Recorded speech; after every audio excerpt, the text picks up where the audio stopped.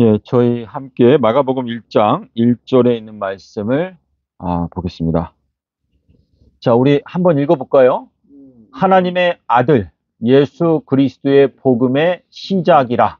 선지자 이사야의 글에 보라 내가 내 사자를 내 앞에 보내노니 그가 내 길을 준비하리라. 광야에 외치는 자의 소리가 있어 이르되 너희는 주의 길을 준비하라. 그의 오실 길을 곧게 하라. 기록된 것과 같이 침례 요한이 광야에 이르러 죄 사함을 받게 하는 회개의 침례를 전파하니 온 유대 지방과 예루살렘 사람이 다 나아가 자기 죄를 자복하고 요단강에서 그에게 침례를 받더라. 자, 그리고 6절에 보면 요한은 낙타 털옷을 입고 허리에 가죽띠를 띠고 메뚜기와 꿀을 먹었더라. 자, 이렇게 말하고 있는데, 자, 우리 마가복음 1장 1절이 굉장히 중요한 말씀이 되겠습니다. 자, 하나님의 아들 예수 그리스도의 복음의 태초라. 자, 저기 보면 이제 태초라고 하는 단어가 나오는데요. In the beginning 할 때 하나님의 아들 예수 그리스도의 복음의 태초라라고 말하고 2절에 가면 그 예수 그리스도의 복음의 태초, 예수 그리스도의 복음의 시작은 무엇으로 한다고요? 선지자 이사야의 글에 보라 내가 내 사자를 내 앞에 보내노니 그가 내 길을 준비하리라. 광야에 외치는 자의 소리가 있어 이르되 너희는 주의 길을 준비하라.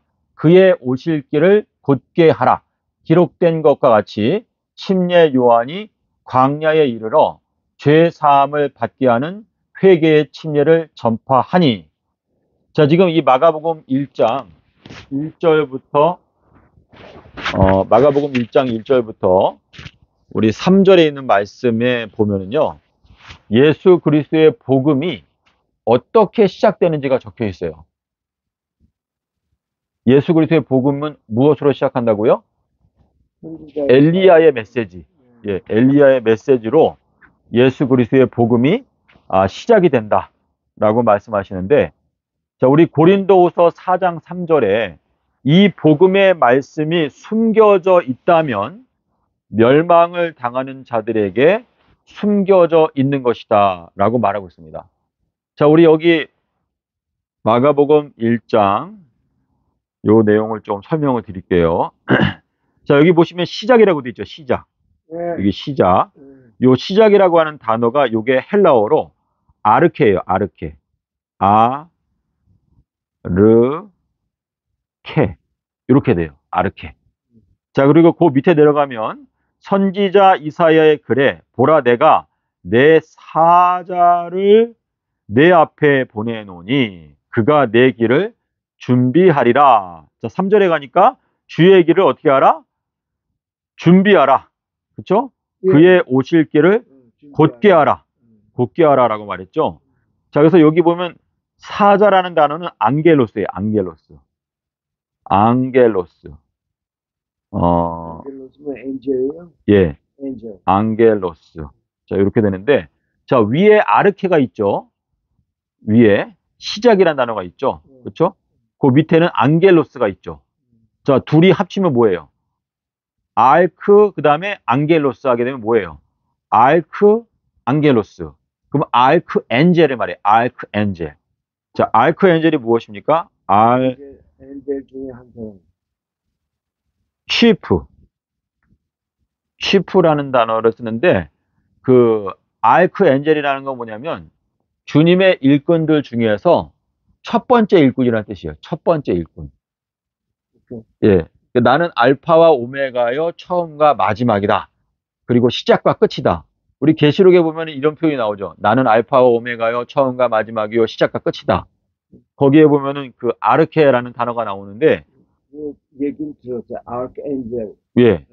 그래서 마가복음 1장 1절 2절에 알크 엔젤이라는 단어가 들어 있어요. 근데 이 예수 그리스도의 복음의 시작이라. 근데 그 시작은 엘리야가 시작한다라고 말씀을 하시고 있는데 즉 알크 엔젤이라는 단어가 여기 나오죠. 네. 자, 근데 데살로니가 전서 4장에 가볼게요. 데살로니가 전서 4장. 데살로니가 전서 4장. 자, 16절.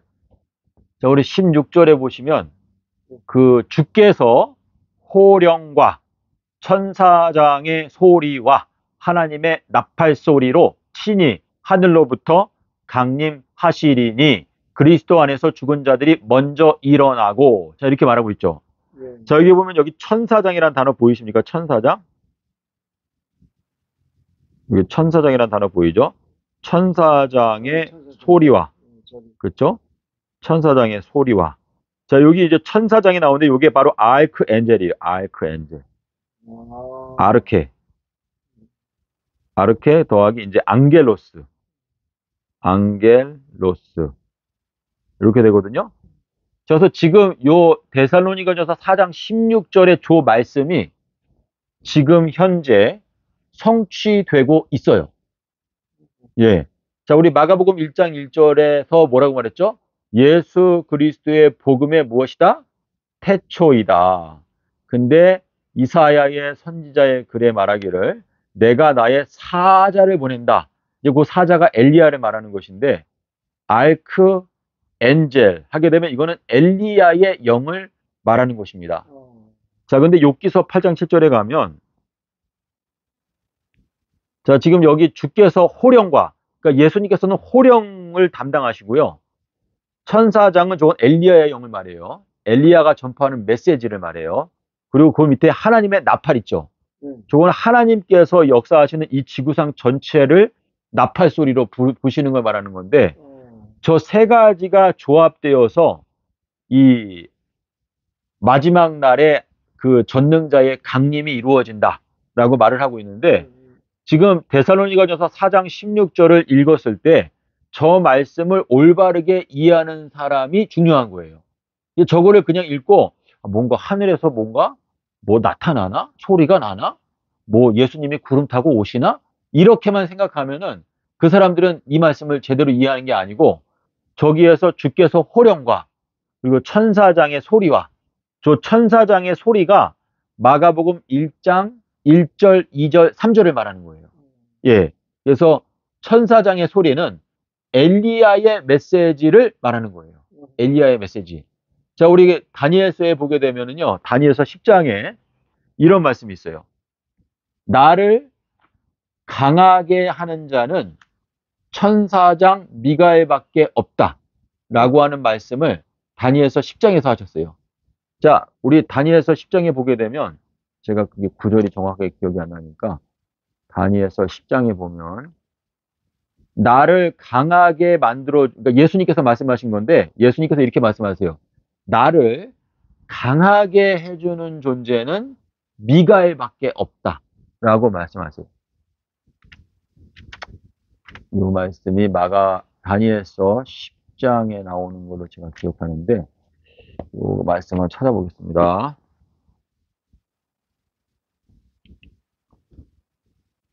다니엘서 10장 21절. 자, 이게 사람들이 번역을 제대로 안 했는데 다니엘서 10장 21절을 볼게요. 다니엘서 10장 21절. 10장 21절. 자, 우리 여기에 보면 But I will tell you what is noted in the scripture. 자, 이제 이 말씀, 이게 다니엘서 10장 21절 말씀이 되게 중요한데요. 지금 이제 내가 너에게 도장에 대해 성경 속에 기록되어 있는 도장을 내가 너에게 알려주겠다. 라고 하는 말씀이 다니엘서 10장 21절에 그러니까 I will tell you the seal. 그러니까 seal이라고 돼 있어요. 여기 뭐냐면 근데 이거는 이제 우리가 자세하게 들어가야 되기 때문에 그러니까 다니엘서 10장 21절은 뭐냐면요. 내가 너에게 성경 말씀 속에 들어있는 도장, 인침이 무엇인지를 너에게 내가 알게 해줄 것이다. 라고 말씀을 하셨고, 자, 우리 거기 밑에 가면 아미따이. 저 투루스라는 단어 보이세요? 투루스? 571? 예. 예, 예. 제가 옆으로 크게 보여드릴게요. 자, 내가 너에게 성경 말씀 속에 있는 도장을 너에게 알려줄 것이고, 그리고, 그러니까 저 571, 저게 이제 아미따이라고 해서 요나의 아버지예요, 저게. 그러니까 요나서 1장 1절에 보면은 아미따이가 나와요, 아미따이. 그게 조단어거든요, 571. 그래서 아미따이, 그리고 no one uphold me. 자, 그래서 저기 no one uphold me. 그 다음에 against this, for except Michael, your princess. 자, 너희의 왕, 미가엘이라고 되죠, 미가엘. 너의 왕, 미가엘을, 마이클. 마이클을 제외하고는 나를 강하게 하는 자가 없다. 자, 거기 보면 uphold라고 저기 적어놨죠. uphold. 저게 강하게 해준다는 뜻이에요. 그래서 저 단어를 좀 보겠습니다. 여기 보게 되면은,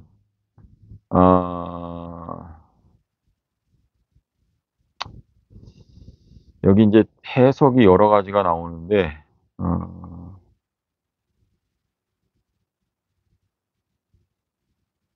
fasten이라고 돼 있죠. fasten. 예, fasten. 그러니까 fasten이라는 건 뭐예요? 꽉 강하게 해주는 거잖아요. 그렇죠? 그리고 prevail. 그리고 strength. 그렇죠? collect is strength. 예. 뭐 count.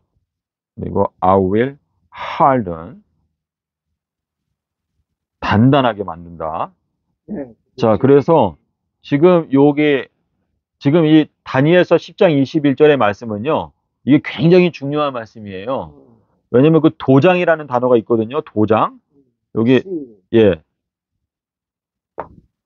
이 다니엘서는 두 가지 언어로 기록이 돼 있어요.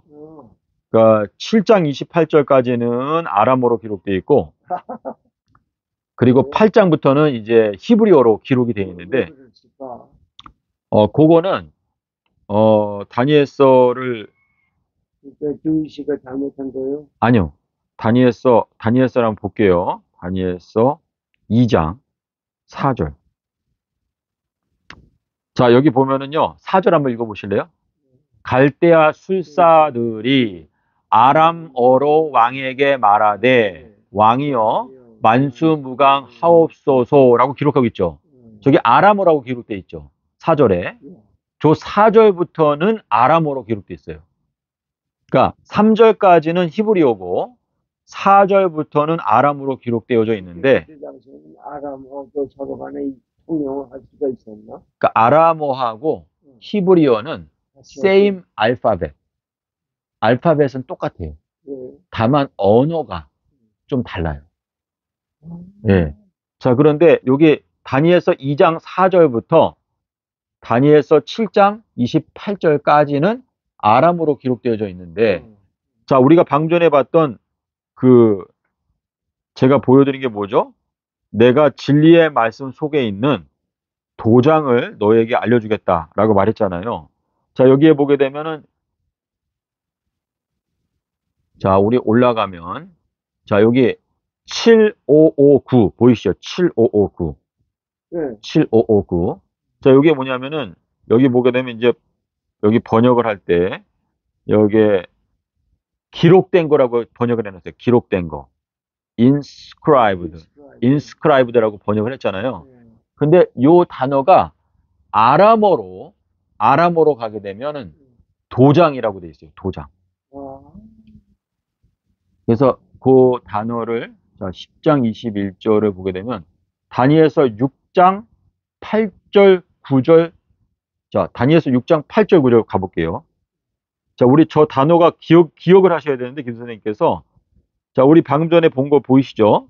자, 저기 글자 보이세요? 레시, 신, 맴이죠. 예. 그래서 읽을 때는 저거를 여기 보니까 라샴이라고 되어 있죠. 7559 라샴이라고 되어 있어요. 자, 그래서 저 스펠링 라샴이라는 저 스펠링을 기억을 하시고, 그 다음에 이제 다니엘서 6장에 가야 돼요. 다니엘서 6장에 가면, 자, 우리 다니엘서 6장에 가볼게요. 여기 다니엘서 6장은 아람어로 기록되어 있다고 말씀드렸어요. 다니엘서 6장에 가면은 8절 봐볼게요. 자, 우리 6장 8절에 가면, 여기 보니까, 왕께서, 자, 여기 보니까 오른쪽에, 제일 오른쪽에 뭐라고 돼 있어요? 사인이라고 돼, 사인. 자, 요게 이제 그 인장을 말하는 건데, 7560 들어가 볼게요. 자, 여기 보니까, 여기도 뭐라고 돼 있어요? 라샴이라고 똑같이 돼 있죠. 레샴인데, 예, 발음이 조금 다른 건데, 이거는 이제 학자들이 그렇게 적어 놓은 거기 때문에 우리가 그거를 따라갈 필요가 없어요. 그러니까 하나님의 글씨는 그냥 글씨가 같으면은 그 둘이 서로 연관성이 있다라는 걸 저희가 알아야 되는데, 지금 여기 보면 아람마익이라고 돼 있잖아요. 그쵸? 그리고 그 오른쪽에 7559와 같다라고 돼 있죠. corresponding to H7559. 왼쪽 밑에 그렇게 돼 있어요. 예. 자, 그래서 지금 여기 이제 그 같은 용례들이 쭉 나오죠. 그래서 여기 보게 되면 다니엘서 6장 8절에 사인이라고 돼 있죠. 사인. 6장 9절에도 사인. 그쵸? 그리고 6장 10절에도 사인. 6장 12절에도 사인. 그쵸? 6장 13절에도 사인이라고 돼요. 사인. 그래서 이 사인이라는 거는 인장, 왕께서 이렇게 서명한 거예요. 서명. 또는 왕의 도장이 있었잖아요. 도장. 그래서 그걸로 이제 인장을 찍거나, 그러니까 왕이 뭔가 이거를 내가 결제했다. 결제했다 그러죠, 보통? 그 왕이 사인한 거나 이렇게 도장을 찍거나, 그거를 이제 말을 하는 거거든요. 그래서 지금 다니엘서 아까 10장 21절에서 예수님께서 다니엘에게 말씀하시기를, 내가 너에게 진리의 말씀 속에 들어있는 사인을 내가 너에게 알려주겠다. 그리고 사인이 뭐예요? 우리 신약 성경에 보니까 요나의 징조, sign of Jonah, sign of son of man 이렇게 돼 있어요. 자, 근데 예수님께서 다니엘서 10장 21절에서 내가 너에게 성경 진리의 말씀 속에 있는 사인을 알려주고, 그리고 미가엘이라고 하는 천사장 외에는 나를 도와주는 자가 없다. 이렇게 말해요. 그러니까 천사장. 그러니까 천사장이 누구라고 말했어요, 아까? 엘리야, 그쵸? 아크엔젤. 그러니까 예수 그리스도의 복음의 시작이라. 그럴 때 예수 그리스도의 복음의 시작은 사자, 엘리야, 침례 요한이 시작한다. 이렇게 말을 하고 있거든요. 그래서 이게 뭐냐면 지금 현재 우리가 지구 역사의 끝에 와 있어요. 그런데 예수님을 강하게 해주는 영은 미가엘밖에 없어요. 그 미가엘이 엘리야의 영을 말하는 것인데, 자, 우리 유다서에 가면 뭐라고 되어 있냐면, 유다서 아시죠? 유다서에 가면은 천사장이 누구인지 적혀 있어요. 자, 여기에 보게 되면 유다서 9절 천사장 미가엘이라고 되어 있어요. 천사장 미가엘. 자, 유다서 9절 가볼게요. 유다서 9절. 자, 여기 보게 되면 천사장 미가엘이 모세의 시체에 관하여 마귀와 다투어 변론할 때에 감히 비방하는 판결을 내리지 못하고 다만 주께서 너를 꾸짖으시기를 원하노라 하였거늘. 저 말씀 혹시 아세요, 교수님? 그게 잘 몰라요. 아, 그러세요? 그래서 지금 모세의 시체를 놓고 싸웠다. 예, 싸우는데, 자, 싸웠지. 왜냐면 이제 마귀는 모세가 부활하여 승천하는 것을 못하게 하려고 막았죠. 근데 이제 미가엘이 그 모세의 시체를 부활시켜서 하나님께로 데려간 건데, 그랬어요. 예. 그러니까, 그건 전혀 몰랐네. 예. 그래서 미가엘. 자, 그래서 우리가 지금 아침에 나눈 대화를 다시 한번 반복하는 차원에서 종합하게 되면, 자, 우리 마가복음 1장 1절, 2절, 3절이 굉장히 중요합니다. 왜냐하면 예수 그리스도의 복음이 어떻게 시작되는지가 기록되어져 있어요. 자, 근데 마가복음 1장 1절에 보니까, 자, 우리 욥기서 8장 7절에 이런 말씀이 있습니다. 너의 태초, 너의 시작은 미약하였으나 너의 나중은 창대하리라 라는 말씀이 욥기서 8장 7절에 나오는데, 거기에 보면 in the beginning이라고 되어 있어요. 자, 김 선생님이나 저나 저희들은 무엇에서 시작했어요? 자, 우리 발 밑에 먼지. 자, 우리 저기 먼지 보이시죠? 먼지? 저 먼지와 같은 존재에서 저희가 시작했어요. 그런데 우리들은 지금 어디를 향해서 가고 있습니까?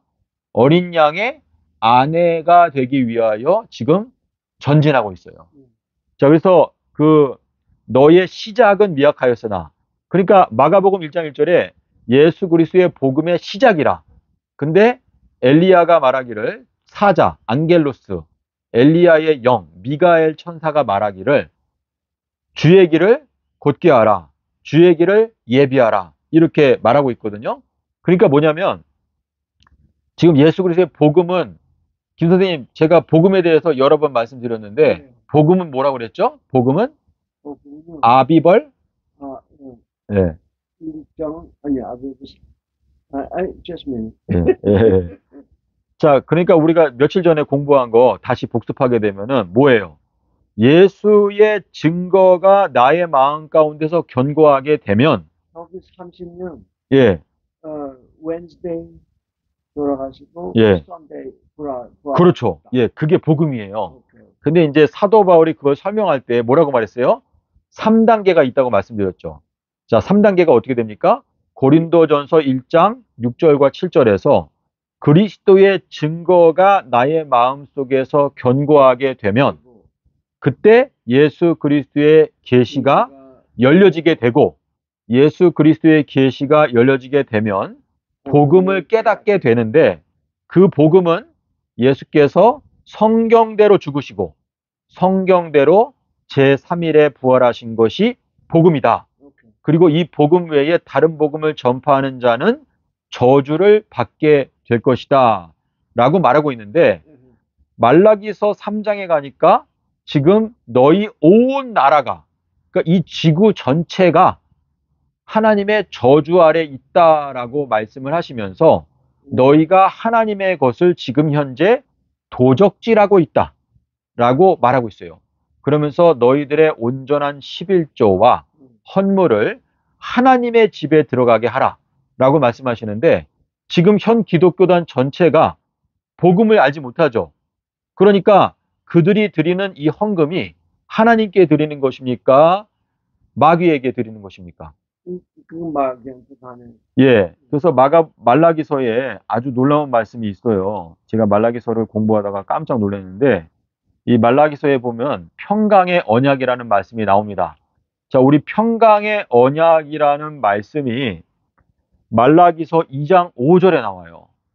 그런데 지금 이 지구 전체가 이 평강의 언약을 버렸다라고 말씀을 하시고 있는데, 이사야서 54장 10절에 평강의 언약에 대하여 말씀을 하시는데, 이 평강의 언약은 절대로 그거는 변개되거나 깨질 수 없다라고 하나님께서 말씀을 하십니다.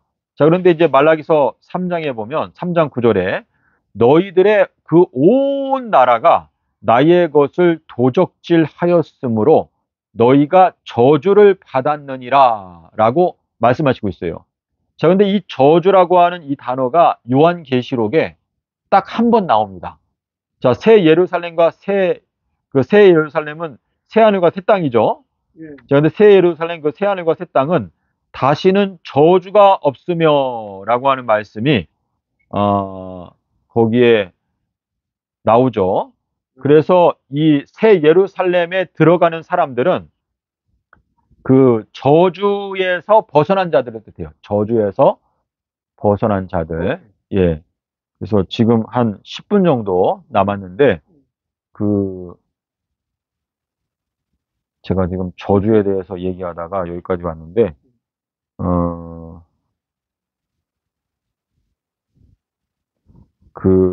예. 그래서 아까 사도 바울이 다른 복음을 전파하면은 무엇을 받는다? 저주를 받는다라고 말했어요. 저주. 예. 그러니까 지금 현재 현 기독교단이 전파하고 있는 다른 복음은 무엇입니까? 예수님께서 금요일 날 돌아가시고 일요일 날 부활하셨다라는 교리와 더불어 예수님을 그냥 믿어라. 그냥 아멘 믿습니다. 그러면 구원받는다. 이렇게 말하는 게 다 거짓된 복음이에요. 뭐 예수님을 그냥 뭐 맹목적으로 믿으면 구원받는다?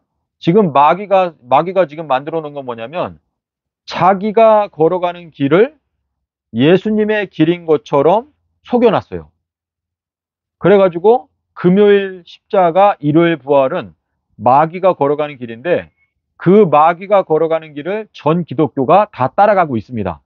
그래서 이 말은 단순하게 말하면 뭐냐면 금요일 날 예수님이 돌아가시고 일요일 날 부활하셨다라는 그 교리를 가르치는 자들은 다 다른 복음을 따라가는 자들이고 저주를 받은 자들이다라고 말씀을 하고 계시는 것입니다.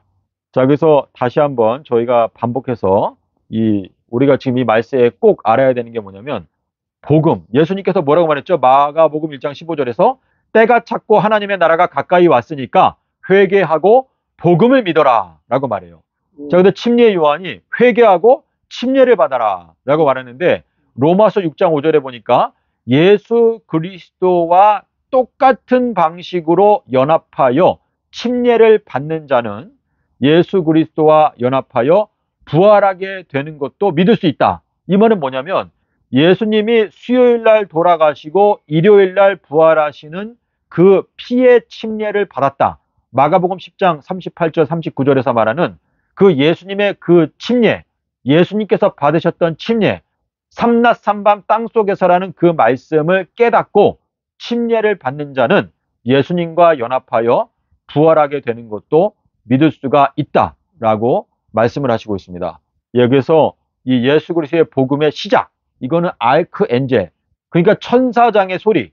자, 지금 현재 천사장의 소리가 이 지구상에 울려 퍼지고 있는데 이 천사장의 소리가 좀 더 강력하게 울려 퍼질 수 있도록 하기 위해서 그 천사장의 메시지를 나도 함께 연합하여 외친다면 그 천사장이 더 힘을 얻겠죠. 그렇죠? 그래서 주님께서 말씀하시는 거는 이렇게 말했어요. 나와 함께 하지 아니하는 자는 나를 반대하는 자요. 나와 함께 모으지 아니하는 자는 흩어버리는 자다라고 말씀하시고 있습니다. 자, 이 말은 뭐냐면 지금 이 말세에 예수 그리스도, 자, 예수 그리스도께서 인자의 징조, 인자가 삼낮 삼밤 땅속에서 지내리라. 자, 그 말씀을 함께 연합하여서 이 세상에 이 인자의 징조, 번개가 동편에서 번쩍하여 서편을 비추는 것처럼 인자의 징조, 삼낮 삼밤 땅속에서 이 진리가 동쪽에서 발생하여 서방을 비추는 것처럼 이제 이 마지막 때 하나님의 심판이 온다라고 말씀을 하시고 있는데 그 진리의 말씀을 전하기 위해서 함께 연합하는 자가 되어라라고 말씀을 하시고 있습니다. 그래서 우리 고린도전서 14장 8절에 무슨 말씀이 있죠? 고린도전서 14장 8절에 이렇게 말하고 있습니다. 만약에 나팔이 분명한 소리를 내지 못하면 누가 전쟁을 준비하리요? 라고 말하고 있어요. 자, 근데 저기 전쟁이 2026년도에 시작이 됩니다. 그래서 우리가 그 전쟁 준비를 지금 하고 있는 것인데 이 전쟁 준비가 1년밖에 남지 않았어요. 하지만 우리는 만군의 여호와, 자, 다윗이 골리앗을 맞으러 갈 때 뭐라고 말했죠? 너는 칼과 창과 단창으로 나에게 오거니와 나는 만군의 여호와의 이름으로 내게 가노라 라고 말하고 있어요. 자, 만군의 여호와의 이름이 언제 나타났습니까? 출애굽기 6장 3절에 보니까 하나님께서 모세에게 말씀하시기를 내가 아브라함과 이삭과 야곱에게는 단 한 번도 나의 이름을 여호와로 알려준 적이 없는데 이 출애굽 사건을 통하여 나의 이름을 여호와로 알려주겠다라고 말했죠. 그러니까 여호와의 이름을 아는 게 이게 바로 다윗이 골리앗을 맞으러 나갈 때, 자, 이 지구상의 이 현 기독교단이요, 지금 저에게 또 김 선생님께는 골리앗과 같아요. 우리가 어떻게 이 세상에 있는 이 현 기독교단을 이길 수가 있어? 이렇게 생각할 수 있죠. 현 기독교단이 엄청난 규모예요. 이 기독교단이 우리 김 선생님과 제가 두 사람이서 현 기독교단 전체가 2026년 9월 21일 하루 동안에 다 멸망한다 라고 말하면 그 사람들이 비웃겠죠. 지가지가들이 뭐라고 저런 헛소리를 하고 있어? 자, 근데 골리앗이 웃었어요. 근데 골리앗을 무너뜨린 건 다윗이었는데 다윗이 뭐라고 말했습니까? 만군의 여호와의 이름으로 내게 가노라 라고 말을 했을 때 골리앗이 무너졌습니다.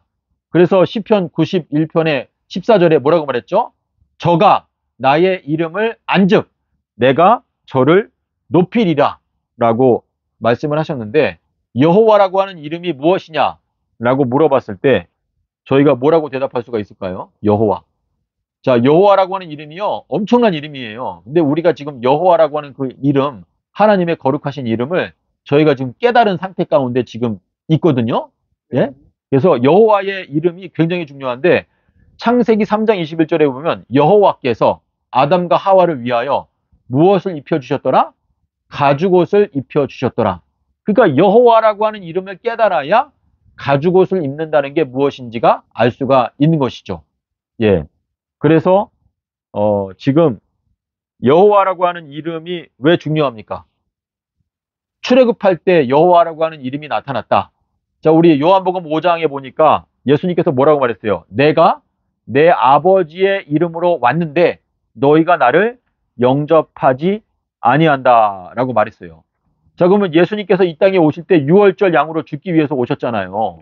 그러면은 예수님께서 내가 내 아버지의 이름으로 왔다라고 하는 그 말은 내가 여호와의 이름으로 왔다라고 하는 의미가 거기에 요한복음 5장 43절에 나오는 말씀이거든요.